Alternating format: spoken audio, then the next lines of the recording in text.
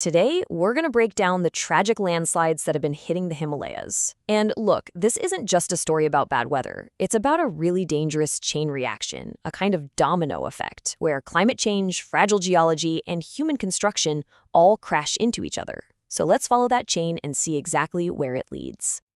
Right after the tragedy, this was the question that came from the region's chief minister. Why were Yatris not stopped? Why weren't these pilgrims warned and kept away from the danger? It just cuts right to the heart of this whole thing. Was this just an unavoidable act of nature, or was it a preventable human failure? And that question, well, that's what we're here to explore. To really get a sense of the scale of what happened, you have to see this number. The area got hit with 726% more rain than it normally does. I mean, this wasn't just a heavy shower. It was the most extreme rainfall event recorded there since 1950. That was the trigger, for sure. But as we're about to see, the ground was already primed for a total collapse. All right, so let's start at the beginning, with what actually happened on that sacred pilgrimage path in the Vaishno Devi Hills. So back in August 2025, a massive landslide tore through the main route to the Vaishno Devi shrine. The human cost was just devastating. The death toll climbed to 41.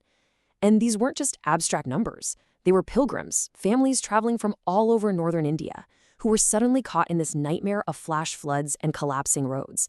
The infrastructure just completely gave way. But here's the thing, that record-breaking rain, it wasn't the whole story, not even close. To really understand what happened here, we have to look deeper at what was going on beneath the surface long before a single drop of that rain ever fell. And that brings us to the most critical question of all. Are we looking at a freak accident, just a terrible, one-off tragedy, or is this event a symptom of a much bigger, much more alarming problem that's unfolding across the entire Himalayan region? Okay, so the first piece of this pattern is the weather itself. And scientists are pretty clear on this. The monsoon is intensifying. This doesn't just mean more rain over the season, it means more extreme, violent, and unpredictable bursts of it. And that trend, which is directly linked to climate change, means that the mountain slopes are getting completely waterlogged way more easily, making them dangerously unstable. So, factor one is more intense rain. Now let's move on to the second factor, the ground itself. Because when you're talking about the Himalayas, you're talking about an incredibly unstable foundation. So you've got these two realities sort of crashing into each other. On one side, you have the natural state of the Himalayas. They're the world's youngest mountain range, which means they're geologically active and just naturally prone to collapse. But then, on the other side, you have us.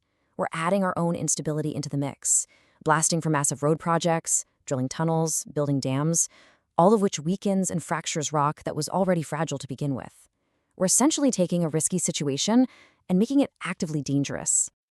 If you want a perfect, tragic example of this, just look at the Silkyara tunnel collapse in 2023.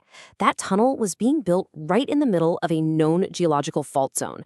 There were even warning signs. Smaller collapses happened during construction, but they were pretty much ignored. The nonstop blasting messed with the groundwater systems and made the slopes even weaker. This wasn't some random accident. It was a disaster waiting to happen. And the data? Well, the data backs this up in the most terrifying way. In the neighboring state of Uttarakhand, the number of landslides has shot up by 2,900% in just the last 5 years. No, that is not a typo.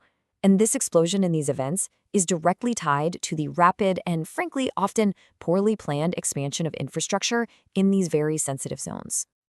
So we have the main ingredients, right? Extreme weather, fragile geology, and really aggressive construction. But they don't just exist side by side. They actually lock together and create this vicious cycle of disaster. So the big question is, how exactly do these things feed off each other? How do they create a feedback loop that makes the next disaster feel, well, almost inevitable? Okay, so here's how it all connects in this dangerous sequence. It starts with that extreme rain, which completely saturates the slopes. Those slopes are on fragile mountains, which have already been weakened by all the construction. Then you add to that weak monitoring and policy, which means no effective early warnings get out to the people. And the final tragic piece of the puzzle, a huge human presence. Pilgrims, workers, towns, right in the danger zone. That's how a geological event becomes a mass casualty event, with each factor making the others even worse. The result of this cycle isn't just these one-off disasters. It's creating permanent damage. In places like Tatri, the land is literally sinking, making whole areas unlivable. And yet, despite these blaring warning signs and experts calling for better planning and construction limits, a comprehensive national policy to actually manage this risk is still missing. So, after all of this, what does it all add up to? What is the one clear warning that the Himalayas are sending us right now? Let's be very clear about this. The Vaishno Devi landslide, the Silkyara tunnel collapse, these are not isolated incidents. They are symptoms of a deep systemic failure. It's a pattern woven together from three threads: an environment that is naturally vulnerable, a climate that is becoming more and more extreme, and infrastructure that is being badly mismanaged. And that leaves us with one final, very urgent question. We know the climate is changing at a frightening pace. The rains will get more extreme, and the slopes will become more unstable. The real question is, can our policies, our engineering, and our planning, can they change even faster? Because the answer to that question is going to determine how many more of these tragedies we have to witness.